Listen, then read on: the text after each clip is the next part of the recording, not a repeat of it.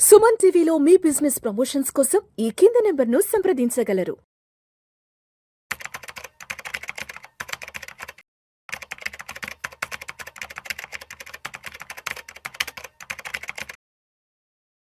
రామచంద్రమూర్తి గారు నమస్తే సార్. నమస్తే విష్ణు గారు. రామచంద్రమూర్తి గారు, ఈ ఆగస్టు సెప్టెంబర్ నుంచి మనకి ఇండియాలో ఫెస్టివల్స్ ఎలా స్టార్ట్ అవుతున్నాయో అదేవిధంగా మన ఇండియన్ స్టాక్ మార్కెట్ దలాల్ స్ట్రీట్కి కూడా ఐపీఓల జాతర, ఐపీఓల పండగ స్టార్ట్ అవబోతుంది.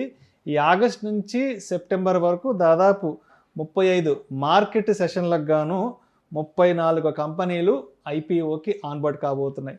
వీటిల్లో మనందరికీ బాగా తెలిసింది, మనకి బాగా సుపరిచితమైంది, మనం ప్రతిరోజు టీవీలో చూసే ఒక పెద్ద యాడ్ వస్తుంది, అదే లలిత జ్యువెలరీ. డబ్బులు ఊరికే రావని ఎండి కిరణ్ గారు చెప్తుంటారు కదా. సో మొత్తానికి లలిత జ్యువెలరీ అయితే ఐపీఓకి ఆన్బోర్డ్ కాబోతుంది. ఏంటి అసలు లలిత జ్యువెలరీకి సంబంధించి మనం ఇన్వెస్ట్ చేసుకోవాలంటే ఆ కంపెనీ ఫండమెంటల్స్ ఎలా ఉన్నాయి, ఏంటి టెక్నికల్స్ ఎలా ఉన్నాయి, తర్వాత ఐపీఓకి సంబంధించిన ఇష్యూ డేట్, ఓపెనింగ్ ఎప్పుడు, క్లోజింగ్ ఎప్పుడు, తర్వాత షేర్స్ అలాట్మెంట్ ఎంతవరకు ఉంటుందని మన ఆడియన్స్ కొంచెం డీటెయిల్గా చెప్పగలరు. డెఫినెట్గా సార్. యాక్చువల్గా మనం ఈ మధ్య కాలంలో చూసిన ఎంటర్‌ప్రెన్యూర్‌ల అందరిలోకి ఫాస్ట్గా ఒక ఎథికల్ క్యారెక్టర్ బిల్డ్ చేసిన పర్సన్ ఈ లలిత జ్యువెలరీస్ కిరణ్ గారు. ఆయన ఇంటర్వ్యూస్ కూడా అందరం చూసే ఉంటాం. ఆయన ఎంత కష్టపడి డబ్బుని తీసుకొచ్చారు, ఎంత డౌన్ టు ఎర్త్ గా ఉంటారు. ఆయన చెప్పే స్లోగన్ కూడా డబ్బులు ఊరికే జాగ్రత్తగా ఉండాలి. ఇది హార్ట్ నుంచి వచ్చిన వర్డ్స్ అనమాట. సో ఆయన జనరల్గా అందరికి హెల్ప్ చేద్దాము అని ఉన్నారు. మేము కూడా ప్రాక్టికల్గా లలిత జ్యువెలరీకి ఉన్నాం. అవి కొన్న చూస్తే ఏంటంటే డిఫరెన్స్ మార్కెట్లో చూసినా మనకి ఒక క్వాలిటీ కానీ, ఒక బ్రాండ్ కానీ, ఎథికల్ కానీ బాగా పెంచుకున్నారు. సో ఇప్పుడు అసలు ఒక లలిత జ్యువెలరీ కంపెనీ గురించి మనం చూస్తే ఇది ప్రజెంట్ ఏంటంటే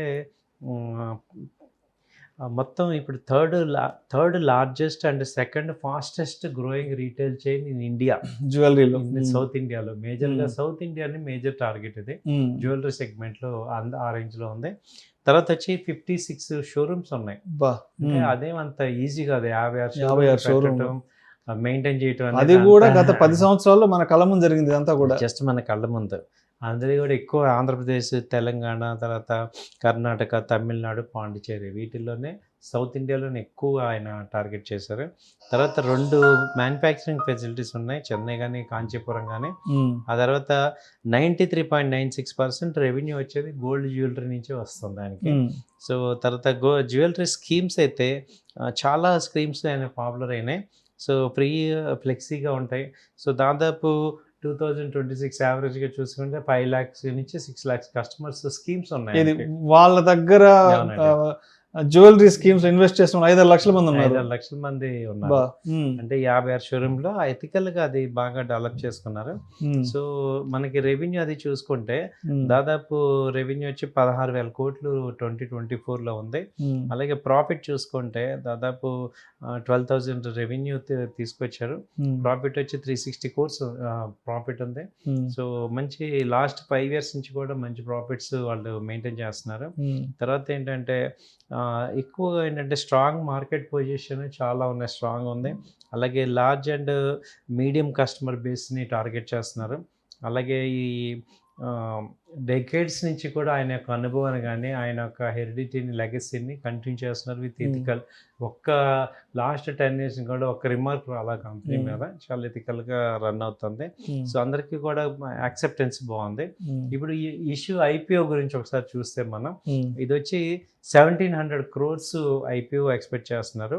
సో దీనిలో ఏంటంటే 1,200 crores ఏమో ఫ్రెష్ ఇష్యూ చేస్తున్నారు, 500 crores ఆఫర్ పర్ సేల్, అంటే కంపెనీలో ఆయన ప్రమోటర్స్ షేర్స్ అమ్మేస్తున్నారు.